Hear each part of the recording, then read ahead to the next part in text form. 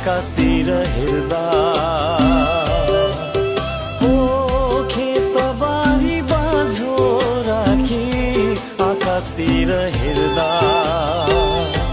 डुब्न लाग्यो देश आज जिउने शैली फेर्दा डुब्न लाग्यो देश आज जिउने शैली फेर्दा गफै गरी मिठो खाना राम्रो लाउन खोज्दा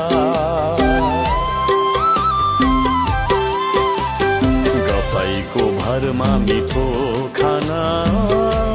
राम्रो लाउन खोज्दा होस गर नेपाली हो देशै घुम्ने दिन आइसक्यो